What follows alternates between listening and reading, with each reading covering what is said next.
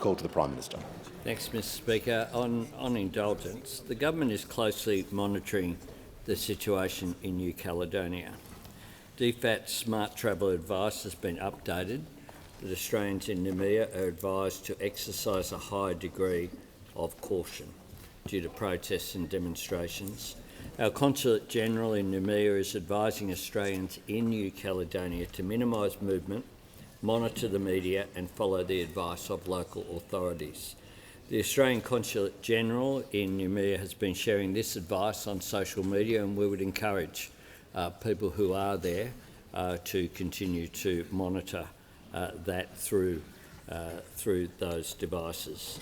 Australians in need of consular assistance should contact the Australian Government's 24-hour Consular Emergency Centre on 1300 555 135 within Australia, or +612 6261 3305 if they are calling from overseas. Australia values very much our relationship with both New Caledonia and the French state. We respect and support the referendum process under the Noumea Accord and the discussions underway between all parties. I would encourage, and the government encourages all parties, to work together constructively to shape New Caledonia's institutional future, and I thank the House for the opportunity for that update. On indulgence, the Leader of the Opposition. Thank you very much, Mr Speaker. Well, just quickly, thank the Prime Minister for his call earlier before question time to advise that he would be making a statement and to lend support to the Prime Minister's very sage advice to those Australians to listen to the DFAT advice, to monitor it. The situation can move fluidly, and in these situations to take early action that's in your best interest and your family's best interest is absolutely crucial, and we lend our support to the government's call in that regard. We shall move to questions without notice, and I give the call to the Honourable the Leader of the Opposition. Thank you very much, Mr Speaker. Mr Speaker, over the last 2 years, this government will bring in people. My questions to the Prime Minister. Mr Speaker, over the last 2 years, the Albanese government has brought in almost 1 million people into our country. Only 265,000 homes have been built. In fact, building activity is at an 11-year low. We have people who are living in cars and tents at a record level, and yet nothing in this budget provides support to those people. At the same time, the Prime Minister is giving billions of dollars to billionaires. Prime Minister, why does this government have the wrong priorities, and why is this Prime Minister so weak that he can't provide support to Australians in need? Order. Order. Members on my right, the Minister for Home Affairs will cease interjecting. So the Prime Minister has the call. Thanks, Mr Speaker. Well, the only thing that is broader than our support for cost of living relief is that question from the Leader of the Opposition, Mr Speaker, because it was all over the shop. The first issue of migration, the population statement of 2023 says this. For 2030-31, the expected population is 600,000 people below what was projected prior to the onset of the pandemic in 2019-2020. And guess who championed the higher migration intake? See if you can guess who said this. We do need an increase in the migration numbers. It's clear the number needs to be higher. That's the Leader of the Opposition. And indeed, in his first budget reply, he said, I brought in record numbers of people from India, China and many other countries. They were out there all promoting not just him, but the you know it's coming, don't you? You know it's coming. Help us spread the word about studying here to help us overtake the UK as the world's second most popular study destination. That was the member for Wannon. The deputy leader. We know that urgently business needs a workforce, and much of that workforce needs to come from overseas. And we know that they left an absolute mess when it came to migration, because Dr Martin Parkinson, the person appointed by the Coalition to be head of the Department of Prime Minister and Cabinet. Order. The Prime Minister will pause. The member for Deakin will cease having a conversation. Interjections are okay, but order. Order. Having a conversation and interjecting, both. Just so I'm clear. The Prime Minister in continuation. Dr Parkinson, in his report, said this is a 10-year rebuild. This is not something you do quickly because it is so badly broken. It was a deliberate decision to neglect the system. And the leader of the National Party, of course, also had to say this, because I don't want to leave the Nats out. We've got to acknowledge some of the challenges that we left behind. You've got to put your hand up. You've got to be honest with people. That is what he had to say about the migration mess that was left behind. Mr Speaker. Order. They then go on. Order. The Leader of the Nationals will cease interjecting. To speak about the centrepiece of our budget last night that they just referred to is, of course, our tax cuts for every taxpayer. A tax cut for every taxpayer. Order. The Prime Minister's time has concluded. Prime Minister's time has concluded. Order. The House comes to order. The Leader of the Opposition will order. The House is going to come to order because I want to hear from the next member and her question. Order.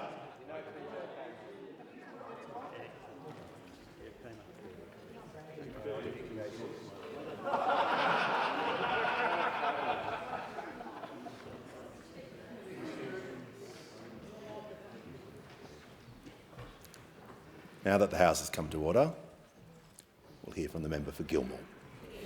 My question is to the Treasurer. How does the Albanese Labor government's responsible budget help ease cost of living pressures, and what approaches were rejected? The call to the Treasurer. Thanks, Mr Speaker, and thanks to the wonderful member for Gilmore for her question and for all of her work in our team and on behalf of her community. We know on this side of the House, Mr Speaker, that a lot of Australians are under pressure. And because of the budget last night, more help is on the way. This is a responsible budget which is all about easing cost of living pressures and fighting inflation and investing in the future of our people and their economy, Mr Speaker. The cost of living relief in the budget is both substantial and responsible. There is a tax cut for every Australian taxpayer in the budget.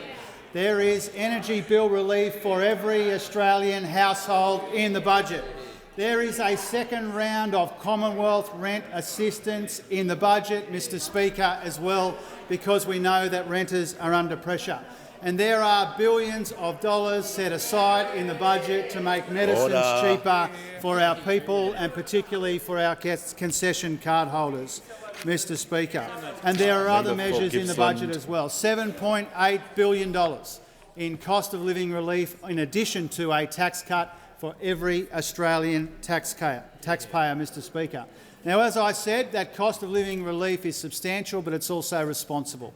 One of the defining features of this Albanese Labor government and the budget we handed down from this dispatch box last night is responsible economic management, which has helped us to clean up the mess that those opposite left behind in the budget.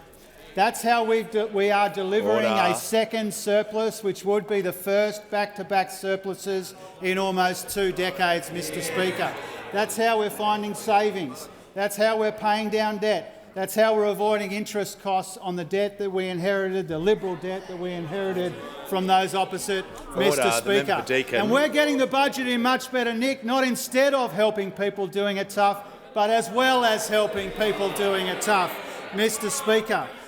That's why what we've been able to do last night, getting the budget in better nick, providing cost of living relief for people at the same time as we invest in the future. This is a key reason why we have turned the inflation with a 6 in front of it over those opposite into inflation with a 3 in front of it, but it's not mission accomplished, Mr Speaker, because we know that people are still under pressure, and that's why people under pressure were the defining influence on the budget that we handed down last night, Mr Speaker. Inflation is still the #1 near-term concern that we have in the economy, and that's why the budget was so responsible. That's why the budget was so attentive to cost of living pressures that people are under, and we found a way to provide that cost of living relief at the same time as we serve our intergenerational responsibilities to build the next generation of prosperity. Give the call to the honourable member for Hume. Thank you, Mr Speaker. My question is to the Prime Minister. After 3 Labor budgets, this government has added $315 billion of spending, throwing more fuel on the inflationary fire. Rating agency Standard & Poor's has confirmed that as a result of this budget, there is almost no chance of an interest rate cut for struggling families this year. Why are Australians paying the price for this Prime Minister's weak economic leadership? Call to the Treasurer. Well, Mr Speaker, he's got a lot of nerve asking about responsible economic management after the mess that they left us to clean up in the budget. We won't be lectured about debt or spending or responsible economic management from the party that left us more than $1 trillion in Liberal Party debt that we have spent our 2 years in office trying to clean up, Mr Speaker. They would not know the first thing about responsible economic management. The least familiar words in the budget last night to those opposite were the word surplus. They had 9 cracks at it, Mr Speaker. They promised a surplus in their first year and every year thereafter, and they came up with donuts, Mr Speaker, none from 9. We've been here for 2 years and we're delivering 2 surpluses at the same time as we provide cost of living relief for people and invest in the future of our economy, Mr Speaker. If they had their way, inflation would be higher, debt and deficits would be bigger, wages growth would be lower, and tax cuts for Middle Australia would be smaller, Mr Speaker. And the reason why I'm so grateful that the Prime Minister has given me the opportunity to answer the member for Hume's question is because it allows me to point out to those opposite that what matters here is real spending growth in the economy. And real spending growth under this side of the House has been 1.4%. You know what it was under those opposite? 4.1%. 4.1%. The hypocrisy of asking us about spending in the budget when they spent in real spending growth was a multiple of the real spending growth that we have seen in our budgets so far, Mr Speaker. We have been cleaning up the mess that they left us of the budget at the same time as we've been providing cost of living relief for people. So I hope, Mr Speaker, that the member for Hume asks many more questions today, because whenever they ask these questions, Mr Speaker, it gives us an opportunity to point for the shameful mess that they left behind in the budget and the diligent and considered and methodical way that we have been cleaning that mess up, and not instead of helping people, not instead of investing in the future, but as well as doing those things, Mr Speaker. And I say about those 2 surpluses, Mr Speaker, in the budget, if that was easy, even the member for Hume could do it. But they were unable to do it in their 9 years in office. When the member for Hume was the most embarrassing part of a bad government, they were unable to get anywhere near the kinds of outcomes that we are seeing in the budget as the consequence of our diligence and the responsible way that we have come at this difficult task. There's far too much noise on both sides of the chamber. If that continues, people will be warned and there will be consequences. Give the call to the member for Cunningham. Thank you, Speaker. My question is to the Prime Minister. How is the Albanese Labor government's budget delivering for all Australians, not just some? Give a call to the Prime Minister. I thank the member for Cunningham for her question and for her diligence. She knows that the Illawarra, for example, is a great manufacturing centre in Australia, and what we want is for Australians to make more things here. And we know that that has happened in the great regions of the Illawarra, the Hunter Valley, Geelong, the Latrobe Valley, in Western Australia, right around the country. And so whilst we've had whilst we've had our eye on the immediate need to address cost of living pressures which families are under, we've always had our eye on the future. How do we build a secure future for our nation? How do we make more things here? How do we ensure that there are good, secure, high-wage jobs going forward as well?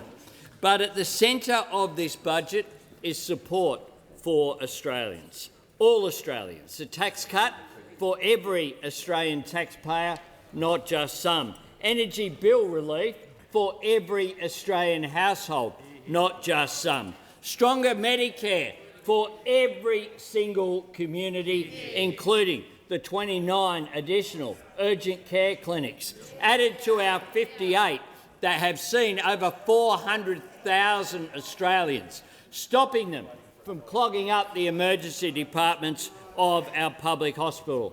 And of course, more homes in every part of the country. Now $32 billion to make a difference for housing supply. But in addition to that, we've made sure that it's a responsible budget, that we've seen something that is foreign to those opposite, which is the creation of not one but two budget surpluses. Last year we turned a $78 billion deficit that we inherited into a $22 billion surplus, and this year we are projecting a $9.3 billion surplus, making sure that we have those responsible measures in place.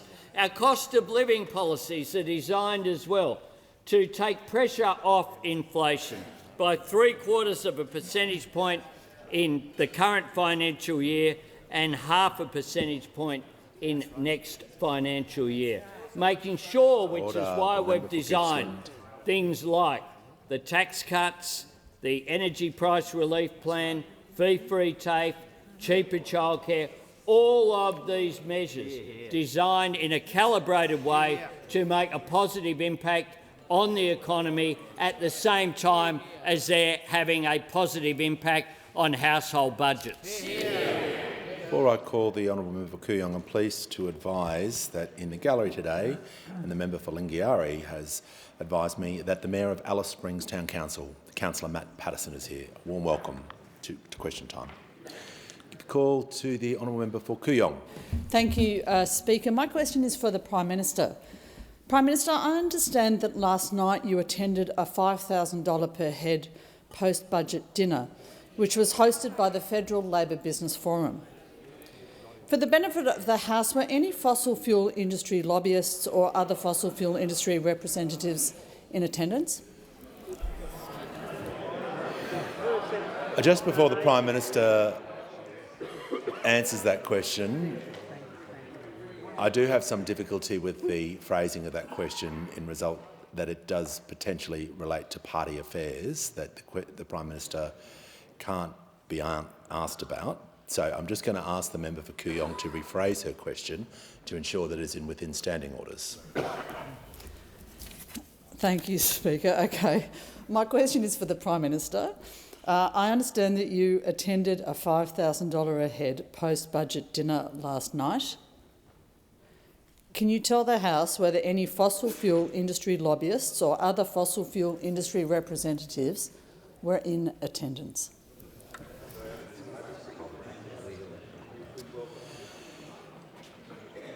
That question is barely within the standing orders. I'll allow the Prime Minister to answer the question, but he'll obviously be able to answer only parts of the question that are relevant to the standing orders. Thanks very much, Mr Speaker. I've stood and had the great honour of being the Australian Labor Party candidate in 10 elections. During those 10 elections as a candidate for Grainler, I have spent less money on those 10 campaigns than the member for Kooyong did in her one. Order. Give a call. Give it. Order. No. Order. The member for Hasluck will resume her seat. Order. When the House comes to order, The member for Kooyong, just as any other member, is entitled to raise a point of order. The Prime Minister has concluded his answer, so it obviously can't be on the point of order on relevance, but I'll hear from the member for Kooyong. Well, my issue, Mr Speaker, is that the Prime Minister has not in any way addressed the substance of my question. Resume your seat. Order. Order. There was no point. Order. There was no point of order, and it's getting close to abuse of the standing orders, of abusing standing orders in that way. Order. The Leader of the Opposition will cease objecting, because I want to hear from the member for Hasluck. Thank you, Speaker. My question is to the Treasurer. How does the budget help make a future in Australia by investing in the jobs, industries and opportunities of tomorrow? And what hurdles were overcome? Call to the Treasurer. Thank you, Mr Speaker, and thank you to the member for Hasluck for her question and for the way that she represents a great community from out west here in the People's House. Mr Speaker, as we said a moment ago, the primary purpose in the near term in this budget is to help people who are doing it tough and to get the budget in much better nick as well. But one of the really important things about last night's budget is doesn't neglect our responsibilities to the future. And the budget was all about a vision for making the most of this remarkable opportunity that we have as a country in our industry, in our energy, in our resources, in our skills base, and as an attractive place for investment. The world is changing, Mr Speaker, and the pace of that change is accelerating, and we need to change with it if our people are to be the primary beneficiaries, not victims, of all of that churn and change. And the global transition, the transformation to net zero, is the biggest change in the global economy since the Industrial Revolution. And our $22.7 billion Future Made in Australia package is all about maximising the opportunities that will bring for every single part of the country, whether it's out west in the honourable member's community or indeed right around Australia, Mr Speaker. We want to make ourselves an indispensable part of the global net zero economy, and the Future Made in Australia investments in the budget last night will help us do it. It will help us maximise the opportunities and secure Australia's place in the world with an overwhelming focus, not on replacing private investment in our economy, but facilitating more private investment. Our plan for a future made in Australia is all about attracting that investment. It's all about making Australia a renewable energy superpower. It's about value adding to our resources and strengthening our economic security. It's about improving our innovation and our science and our digital capabilities. And it's about investing in our people and places. This is how we modernise our economy and maximise the opportunities of the future. And not for its own sake, but so that we can deliver a new generation of prosperity for more of our people. A future defined by good, secure, well-paid jobs, not just in some parts of our country, but right around our country, in our suburbs and regions, Mr Speaker. And that's why a future made in Australia is a big priority of this government, not at the expense of our efforts to ease cost of living or to get the budget in better nick, but in addition to that. And that's because we understand on this side of the House that we have generational responsibilities to our people to create a new generation of prosperity which is just as good as the past one, but which recognises the way that the world is changing and we need to change with it. The call to the honourable member for Hume. Thank you, Mr Speaker. My question is to the Prime Minister. Under Labor's budgets to date, the typical Australian household with a mortgage is more than $35,000 worse off. Shame. Why is the Prime Minister spending $13.7 billion on tax credits for billionaires at a time when ordinary Australian battlers are struggling to make ends meet? Give the call to the Treasurer. Mr Speaker, the member for Groom. Mr Speaker, spare us the questions about billionaires when those opposite Order.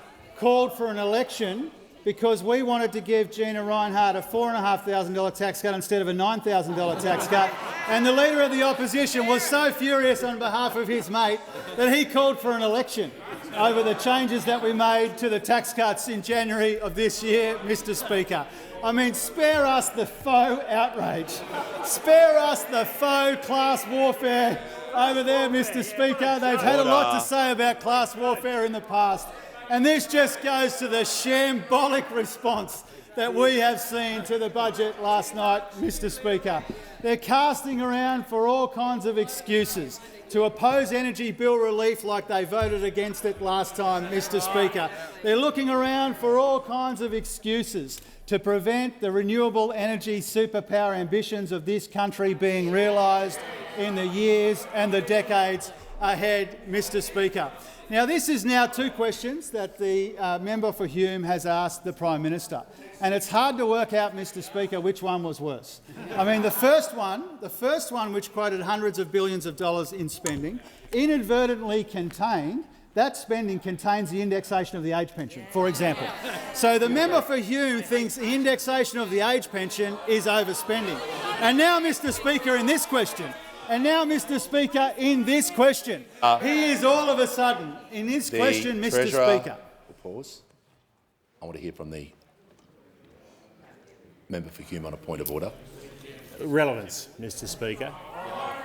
The question was about billions for billionaires. Will you answer the question? The order. I want to make sure. The member for Lingiari is warned. It's not the time to interject when I'm dealing with a point of order. That continues. People won't get warned. The question contained relief for billionaires when average Australians are worse off. That was the question. Just going to make sure if the Treasurer is comparing and contrasting spending, spending for billionaires when average for. So just going to make sure he's relevant and make sure he's doing the compare and contrast to that part of the question and not straying into other matters. Well, first of all, I remind the House again that those opposite called for an election over the changes to the tax cut, which provided a tax cut for every taxpayer. Secondly, I haven't been here that long, Mr Speaker. I've been here long enough to remember when they used to believe in tax breaks to incentivise business investment, but they seem to have turned their back on that, and again, evidence of the shambolic approach that they've taken. Thirdly, if they want to talk about battlers, Mr Speaker, it's a very good day for them to ask that question. I want to tell you why. A couple of hours ago, we got new data on the wage price index, didn't we? And we got new data on the wage price index which showed that real wages in annual terms are growing by 0.5%, and we complain that. And Order. We compare. Hume has asked his question. Order. Members on my left will cease.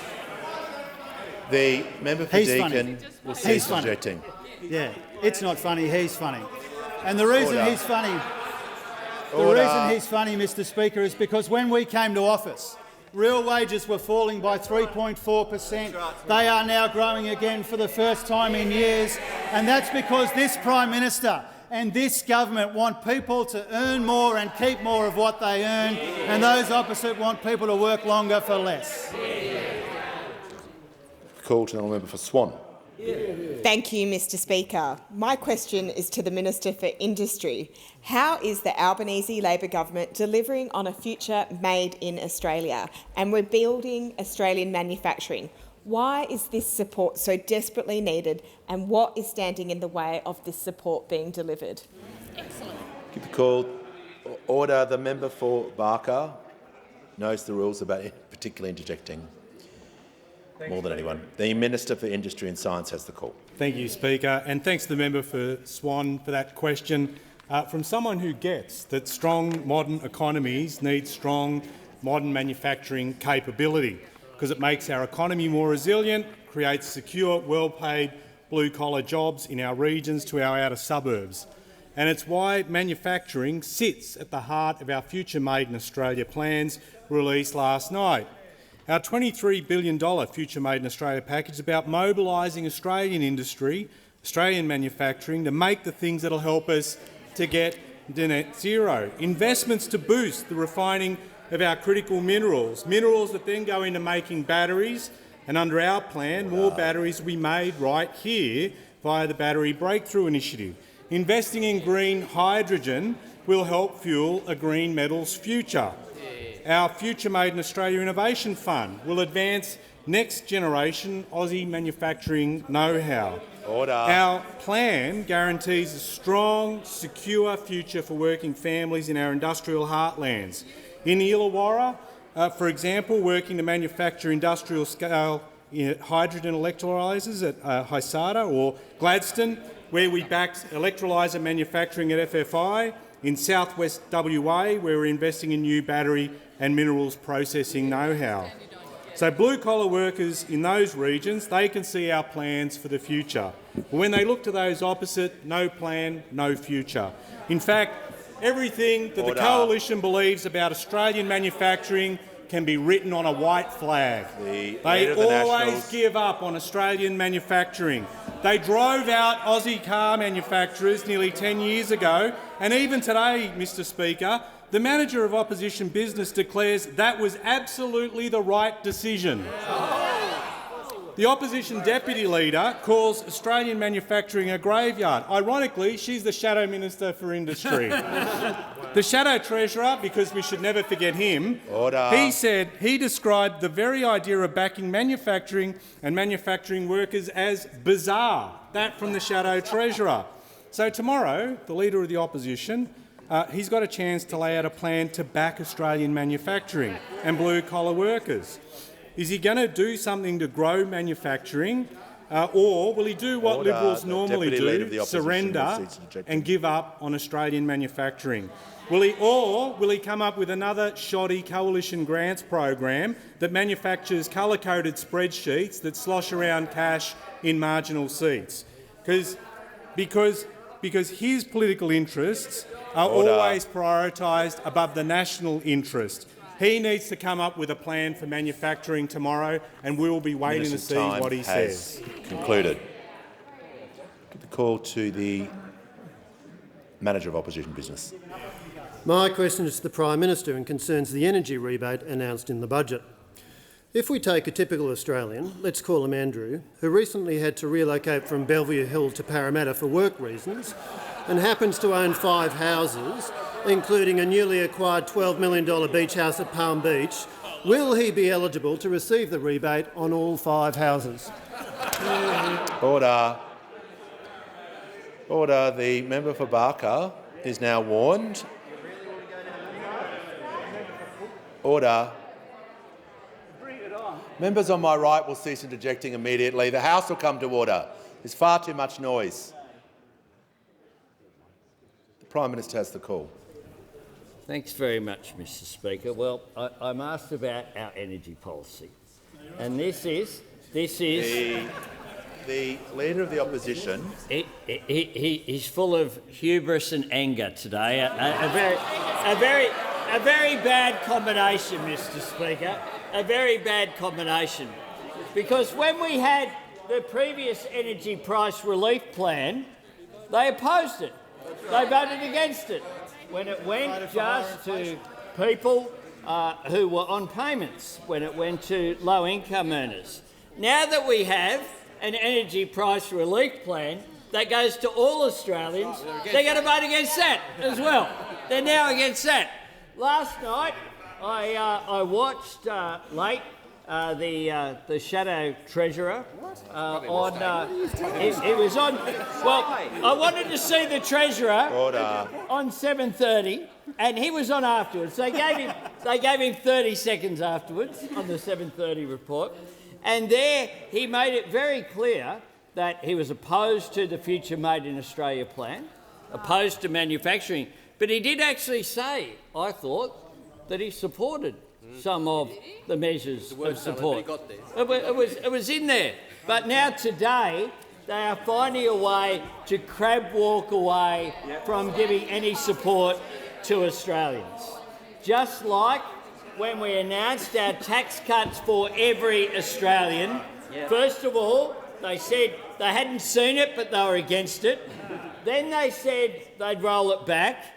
Then they said we should go to an election on it, and then they voted for it. But they're still bagging it. Order. Has the Prime Minister concluded his answer? Give the call. Order. Order. Order. Order. When the House comes to order, we'll hear from the honourable member for Aston. Thank you, Speaker.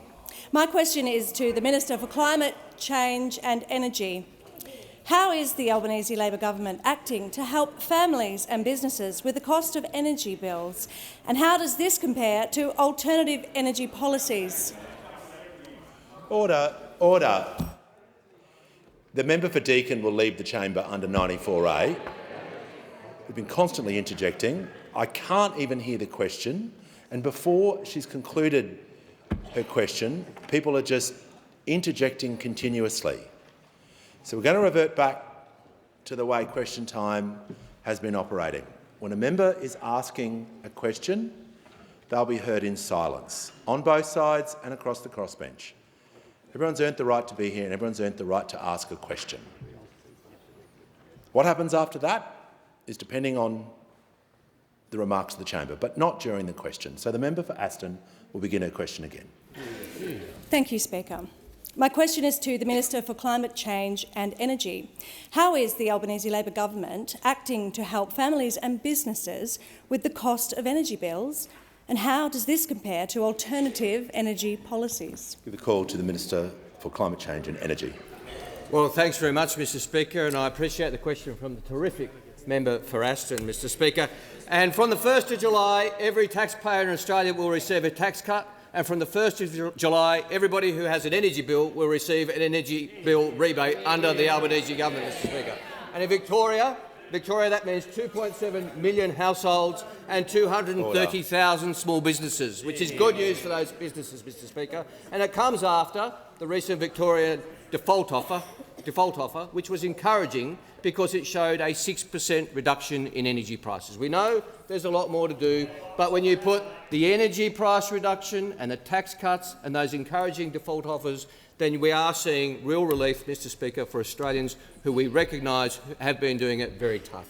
And also last night we had other reforms in the budget which facilitate work with the states to ensure that people who are entitled to a discount get it automatically, and also that people who want to change their provider can do so easily with one-click switching of energy bills. Now, the honourable member asked me what approaches we have rejected and how they compare. Now, there have been other approaches, Mr Speaker, in the past. This is a month of anniversaries. May, it's a month of anniversaries, political anniversaries, 2 years since the election of the Albanese government. It's also 2 years since the member for Hume changed the law to hide a 20% price rise to the Australian people, Mr Speaker. He changed the law. 2 years ago today, prices were going up 20%. We just didn't know about it. We didn't know about it. We were meant to know on the 1st of May. The member for Hume changed the law, wrote a regulation, changed the law, so we didn't find out until the 25th of May, 2 years ago this month. We take a different approach. We take an approach of providing relief to Australians, not hiding the truth from Australians, not hiding from them big energy price rises, but rather dealing with what is before us and dealing with the relief we can provide. The Leader of the Now, Nationals. there have been other approaches as well. I was perhaps, I have to say, a little unfair to the Leader of the Opposition yesterday. I said he'd never released an energy policy, and he hasn't this term, but he did when he was running against the member for Wentworth for Prime Minister. That's right. He announced that he would take the GST off all energy bills if he was Prime Minister at the cost of $32 billion, which would apply to billionaires, Mr Speaker, if he'd done that. If he took the GST off energy prices, we take a better approach. We take an approach of working with the states to provide real relief to people doing it tough. He has a chance tomorrow night to announce more policies. He can announce his nuclear policy with the sites and the costings. He can announce how he will help Australians doing it tough. He can announce what his real plan for Australians are when it comes to energy relief, because 2 years into this term he has announced not a single policy. Not a single energy policy, nothing about relief for families 2 years in. The Leader of the Opposition has a chance tomorrow night to outline his alternative vision with real costed policies. Order. We can't wait the to see. Minister's time has concluded. Give the call to the honourable member for Nichols. My question is to the Minister for Local Government and Regional Development. After 2 years and 3 budgets, the Minister is yet to announce a single regional grant funded by Labor's centrepiece regional development program. The government's own timeline for the Growing Regions program from the October 22 budget states that successful grant recipients must start their projects no later than today, the 15th of May. But 18 months on, the minister hasn't even announced a single successful recipient. Why has Labor abandoned regional Australia? Give the order. Give the call to the Minister for Infrastructure, Transport, Regional Development and Local Government. Order. The Minister has the call. Thank you very much, Mr Speaker. And can I thank very much the member for Nichols for that question. In this budget, we are delivering billions of dollars in new infrastructure investment right the way across this country, including in our regions. In your home state of Victoria, we're putting $150 million into the Maroona to Portland rail line, something that those opposite have been talking about for ages. I know the member for Wannon is going to say thank you very much for that investment, because that is a project that is incredibly important to regional Australia. We are also delivering over $1 billion in our election commitments, construction underway in projects across the country in our regions. Now, I have finalised the assessments for the Growing Regions program and the Regional Partnerships program, and I look forward to making announcements shortly. Order. And the House comes to order. Order. We hear from the member for Fremantle. Thank you, Speaker. My question is to the Minister for Social Services. How will social services measures in the government's 2024-25 budget help ease the cost of living pressures for Australians right around the country? Call to the Minister for Social Services. Well, thank you, Speaker. I'd like to thank the member for Fremantle for that question and for his continued advocacy on behalf of families and seniors in his electorate. Now, the Albanese government is committed to delivering responsible cost of living relief for Australians, including targeted support for pensioners and income support recipients. In this budget, we've taken action to provide more cost of living assistance and strengthen our social security safety net. To support renters that rely on Commonwealth rent assistance, we are increasing the maximum rates by a further 10%. This will benefit close to 1 million households. Now, this increase is on top of the increase that we delivered in our last budget, and it is the first back-to-back increase to Commonwealth rent assistance in more than 30 years. It means, combined with indexation, we will have increased the maximum rates of rent assistance by more than 40% since being elected. Now, we are also extending the eligibility for the higher rate of job seeker to people who have been assessed as only being able to work up to 14 hours a week, because we know these people have additional barriers to working. And it builds on our changes in the last budget to extend the eligibility for the higher rate of job seeker for people aged over 55. And of course, our government last night committed to continuing to freeze the social security deeming rates for a further 12 months.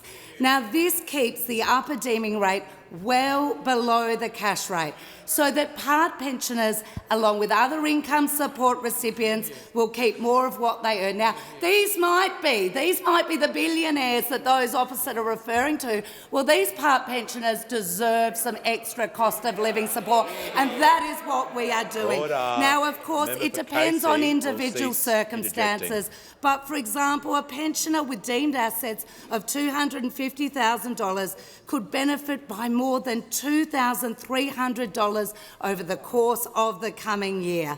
Now, of course, this has been backed here. National Seniors Australia said that our budget delivers a trifecta for older Australians, referring to our cost of living support. Now, of course, in addition to the steps we're taking in my portfolio, the government is delivering further cost of living relief, including through energy rebates for households, delivering cheaper medicines, and of course, on the 1st of July, all Australian taxpayers are receiving a tax cut, helping people keep more of what they earn. Now, unlike those opposite who are full of negativity and have zero plan, Labor will always do what it can do to provide people with more support, ease cost of living pressures and, of course, put downward pressure on inflation. The call to the member for Goldstein. Treasurer, since the budget, all I've heard from domestic violence services is outrage. Women can't access help, yet the government chose not to allocate new funding to services like Safe Steps that see more than 200 women put in motels across Victoria every night. Lack of frontline services has led to several suicides this year. Today, I'm launching a petition seeking both government and opposition support to properly fund programs to end violence against women. Treasurer, how many signatures do I need for government to fund these programs? The call to the Treasurer. Thank you, Mr Speaker, and thank you to the member for Goldstein, not just for her question, but for her genuine interest and passion and compassion for women who are experiencing or at risk of experiencing domestic and family violence. I think we all understand in this House that violence against women is a national shame and it requires national action and leadership, and we are prepared to provide that leadership. In the budget last night, we invested almost $3.5 billion in addressing violence against women since coming to office, including that $925 million that the PM and some of the colleagues announced for the Permanent Leaving Violence program. I do want to say, and I do want to acknowledge, that even with that substantial investment, we all have much more work to do. We all have much more work that we need to do together because women still aren't safe in our communities, and we acknowledge that. I think the Prime Minister and others have acknowledged that on multiple occasions as well. It's also why we have directed $1 billion of funding for the National Housing Infrastructure Facility towards crisis and transitional accommodation for women and children fleeing violence, and that will add to the $9.3 billion national agreement on social housing and homelessness. We've also got in the Attorney-General's portfolio $44 million to keep the doors open at critical legal assistance centres as well, including women's legal centres, while we negotiate the next National Legal Assistance Partnership. In the Minister for Education's portfolio, almost $20 million to help eradicate gender-based violence from our universities, and some other investments as well in his portfolio. We know that we need to do more. We know that we need to work closely with the states and territories as well, and that's why the National Cabinet on the 1st of May was important. There was broad agreement that we need to do things better. We need to strengthen our systemic responses, particularly with a focus on high-risk perpetrators and serial offenders, and particularly to prevent homicides. And this will require work across all governments and all portfolios and jurisdictions, and there is more work to be done as part of that process. I do acknowledge that the member for Goldstein is asking about another element of really important work that our community service providers do in our local communities. I want to take the opportunity, as I'm sure the member for Goldstein would like to thank and acknowledge the people who do this. Must be incredibly harrowing work. I see it in my own community. No doubt the member sees it in her community as well. We are always prepared to consider what more can be responsibly done as we work together to tackle this national shame of gender-based violence. Call to the member for Lyons. Thank you, Speaker. My question is to the Minister for Health and Aged Care.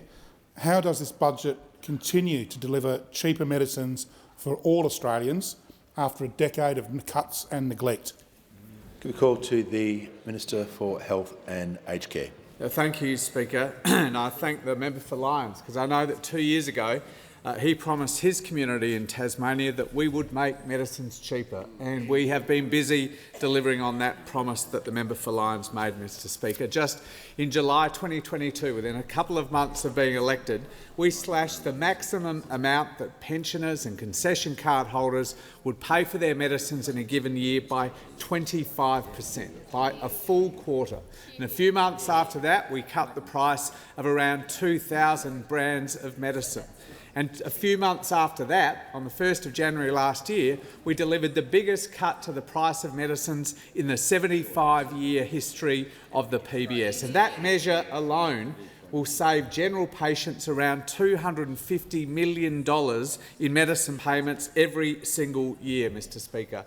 And a bit after that, we allowed doctors to prescribe around 184 different common medicines for ongoing chronic conditions for 60 days' supply rather than just 30, saving patients time and money and freeing up some desperately needed GP consults. But last night, Mr Speaker, not to be outdone, the Treasurer delivered $4.3 billion in new initiatives to make medicines cheaper. And this includes new and amended listings on the PBS that give Australian patients access to the best treatments available in the world at affordable PBS prices, Mr Speaker, like Verzenio, listed just this month. And this is the first new treatment for common forms of early breast cancer listed on the PBS in 15 years. And even when successfully treated at first, 1 in 3 of these women, 1 in 3 of these patients will see that cancer come back, often in far more deadly forms. But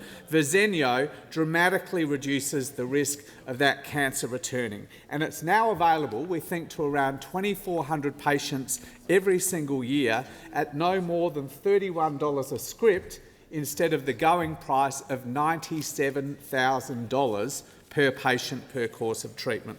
And speaking of co-payments, Mr Speaker, the Treasurer also froze the co-payments last night in his budget as well, for 1 year for millions of general patients and for up to 5 years for pensioners, for seniors health card holders and for holders of other concession cards. Absolutely terrific cost of living relief from the Treasurer for life-changing medicines. Mr Speaker, this is all obviously a world away from the approach from those opposite, because remember, 10 years ago this week, the Leader of the Opposition, when he was Health Minister, tried to jack up medicine prices by as much as $5 a script. He tried to make medicines dearer while we make medicines cheaper. The minister's time is concluded. Give the call to the honourable member for Petrie. Thanks, Mr Speaker. My question is to the Prime Minister. Respected economic journalist Alan Kohler has said it's the big picture numbers that confirm this government to be an amazingly and unexpectedly big spending one. Why are Australians paying the price for the Prime Minister's weak economic leadership? Order. The Minister for the Environment and Water will cease interjecting. The Minister for Infrastructure and the Minister for Home Affairs won't interject before a minister or the Minister for the Environment is warned. When I'm saying don't interject and explaining the reasons why, that's definitely not the time to interject. Prime Minister has the call. Thanks, Mr Speaker. I thank the member for Petrie for his question. The best response to that question is to respond with some facts. In the LNP's last budget, in 2022, prior to the election, spending was provisioned for a 27.2% of spending as a percentage of GDP. During COVID. After.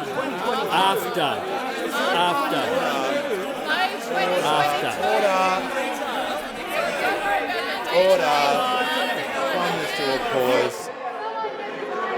Order. Members,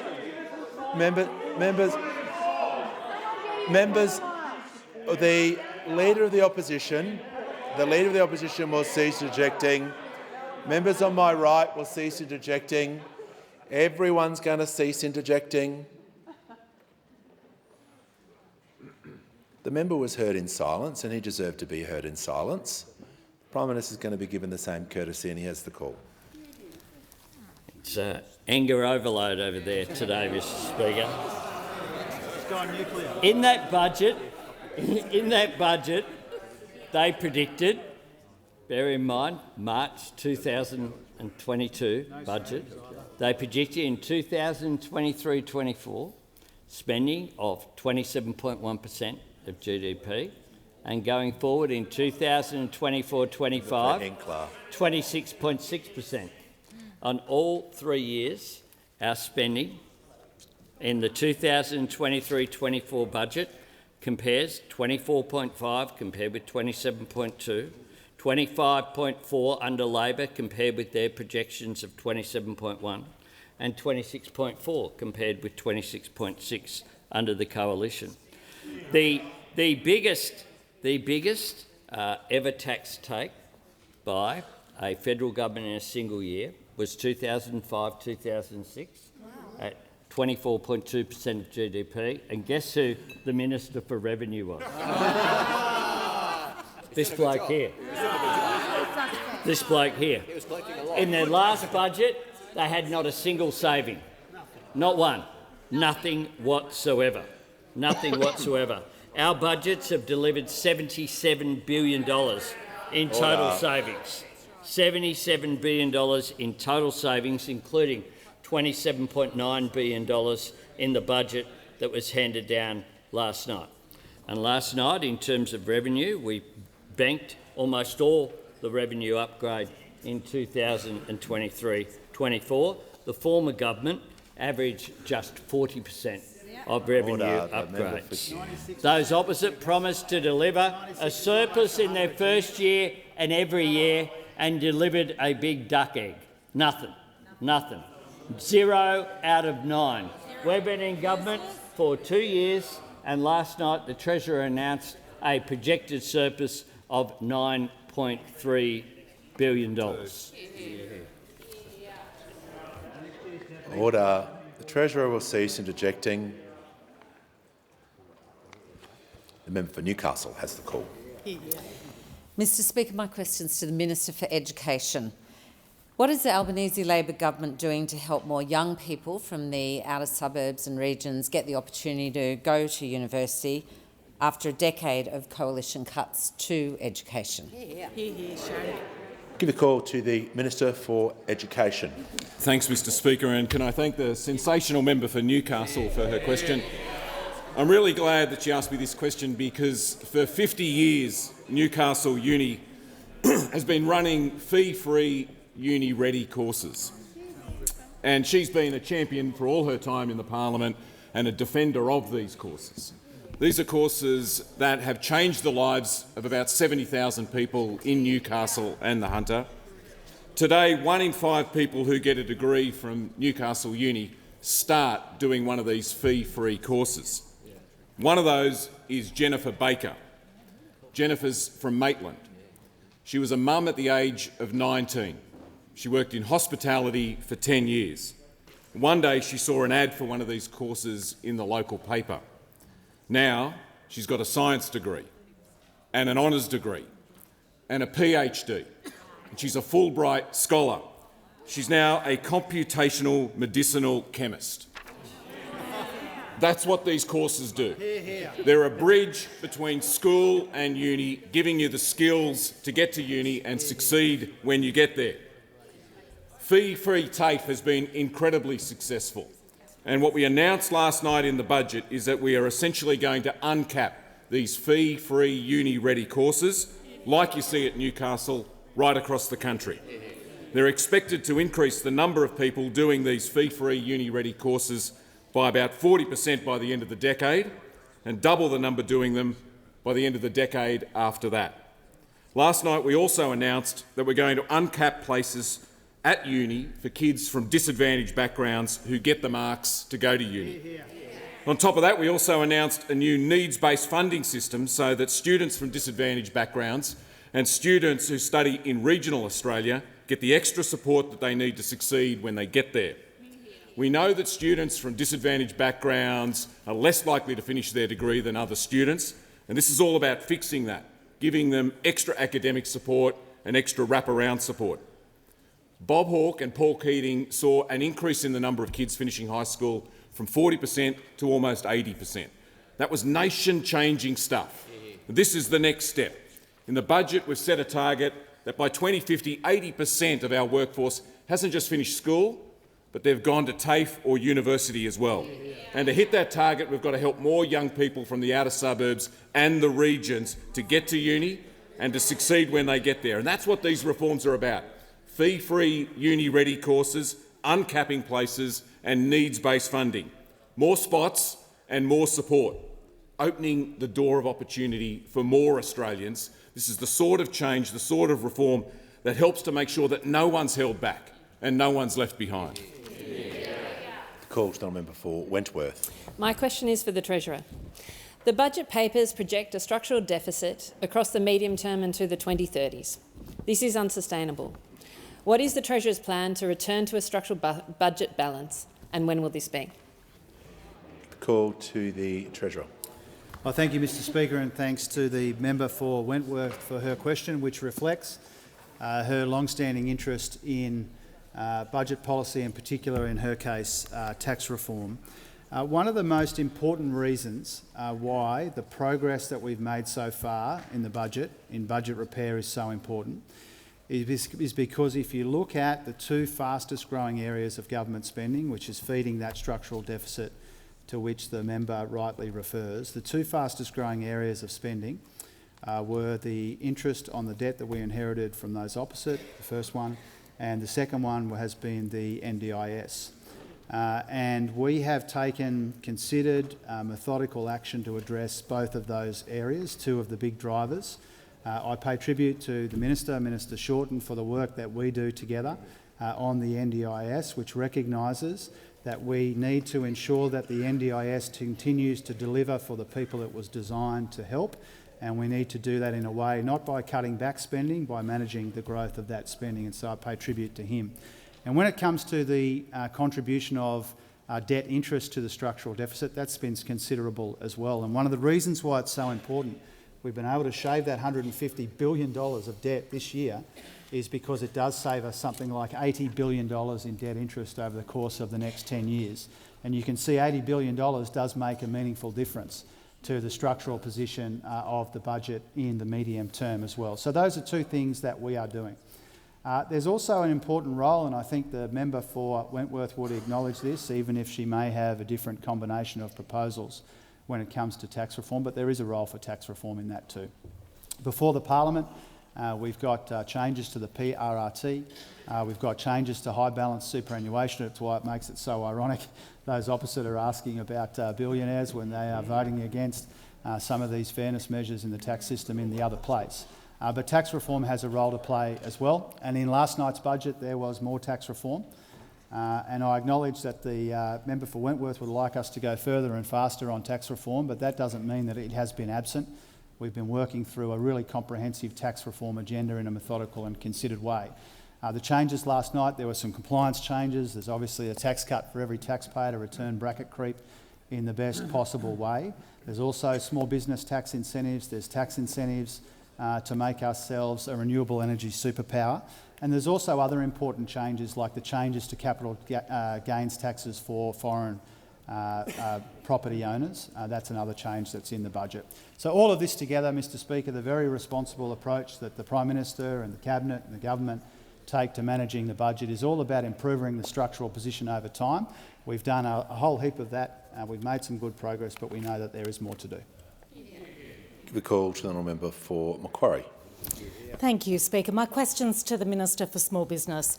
How will small businesses benefit from the targeted support in last night's budget, and what could be standing in its way? Give a call to the Minister for Housing, the Minister for Homelessness and the Minister for Small Business. Thanks, Mr Speaker, and I do want to thank the wonderful member for Macquarie. The member for Macquarie has been a long-standing supporter of small business because, of course, she's been a small business owner herself, Mr Speaker, and she understands how important it is that we put downward pressure on inflation because of the input costs of small businesses, Mr Speaker. Indeed, we know that Australia's 2.5 million small businesses have been doing it tough. which is why we are providing targeted support in this year's budget. We know that they employ over 5 million Australians and importantly contribute $500 billion to our economy each and every year, Mr Speaker. So it's critical that they get the support that they need when we have those cost of living pressures. Indeed, it's laid out in our small business statement, Mr Speaker, that is part of the budget. It's $640 million in targeted support for small businesses.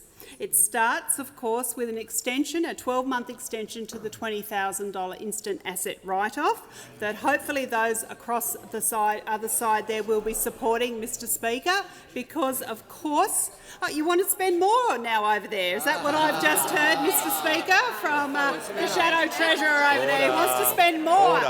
He wants to spend more. Okay. So we're providing $290 million in cash flow support through this instant asset write-off, and indeed they will be able to write off each asset up to $20,000, those businesses with an annual turnover of less than $10 million. So it is targeted, Mr Speaker, because we do need to put downward pressure on inflation.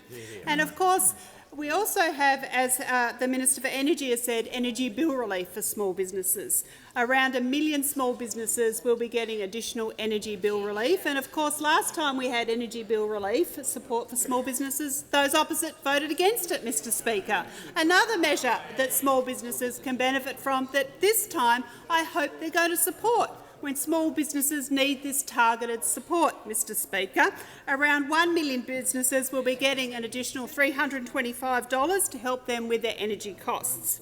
We also, very importantly, have extended for 2 years the financial counselling and mental health and wellbeing support for small businesses, because we do know that they're doing it tough, Mr Speaker, and that is $10 million for an extension for those services, including the Small Business Debt Hotline.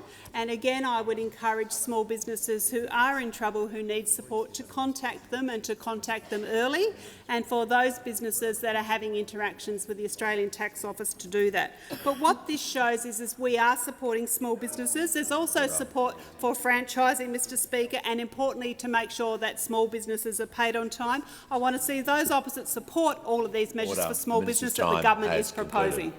The call, Honourable Member for Lindsay.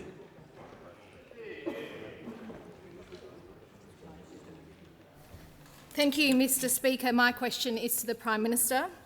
A gym in my electorate of Lindsay has seen their energy costs go from $13,000 to $27,500. The $325 energy bill credit will barely cover a fraction of the increase. How are Western Sydney small businesses meant to survive under Labor's reckless energy policies, causing such high costs? Order. Give a call. Order. Members on my left and my right will cease interjecting. Prime Minister will be heard in silence. Yes, the call. I thank the member for Lindsay for her question. And of course, she, along with other members of the coalition, voted against our energy price relief plan, which assisted not just members in her electorate, but assisted small businesses in her electorate as well. They voted against it. Like they didn't support any of the cost of living measures that were put in place. And now we had further announcements last night about cost of living relief, and they've walked away from that as well and have been opposing that as well. The member raises energy policy. Well, there's an opportunity tomorrow night for the Leader of the Opposition to actually tell us the energy policy. You know, to bring it out from wherever it's hidden. He gave a commitment that it would be announced, 2 weeks. He gave a notice of. When was that? That was back 9 weeks ago. And we've been waiting and waiting and waiting. And then he said it was going to be before the budget. We were going to know where the nuclear reactors were going to be. We were going to know, I assume, tomorrow night we'll hear who's paying for them, how they're going to be financed, whether they will be subsidised or whether they will be able to stand on their own 2 feet, as the Shadow Treasurer on Insiders on Sunday said they had to. The hypocrisy when it comes to those opposite is just extraordinary, because on Sunday the Shadow Treasurer did say, well, you shouldn't have subsidies, it should be able to stack up. But the Leader of the Opposition, when asked, would you subsidise nuclear, said very clearly, if it provides a baseload to renewables, then yes. And the Shadow Minister, when asked, isn't that part of the problem, that it's incredibly expensive, that you'd need government subsidies to get a nuclear industry up? Oh, look, there's no doubt that you need government involved. So they're against any government engagement to support private sector investment. Prime Minister will pause the order. The Deputy Leader has the right to raise a point of order. She has the call. Speaker, on relevance, the question was about the government's budget. It offered no request for compare or contrast. How can it be in order for the Prime Minister to continually just talk about the opposition, not his own budget? The Prime Minister has had some order. The member for Hume will cease interjecting. I'm just going to ask the Prime Minister to return to the question and not simply... I'm trying to deal with the point of order. I'm so lucky for your help, but for this time, I have this one. I'm just going to ask the Prime Minister... Order. The Prime Minister... Order. Order. Members on my left, that just the Prime Minister needs to return back to the question. Because there he is projecting again, Mr. Speaker. Projecting again because he knows that tomorrow night is his third budget reply and he's yet to break his duck and announce a policy about anything. Yet to have any costings, yet to have any detail whatsoever. Order. The Prime Minister needs to return to the question. Was prepare for that, just like last night. Last night we announced an energy policy to deliver support to every household, and I await whether the member for Lindsay actually supports her constituents in supporting Prime Minister's time has concluded.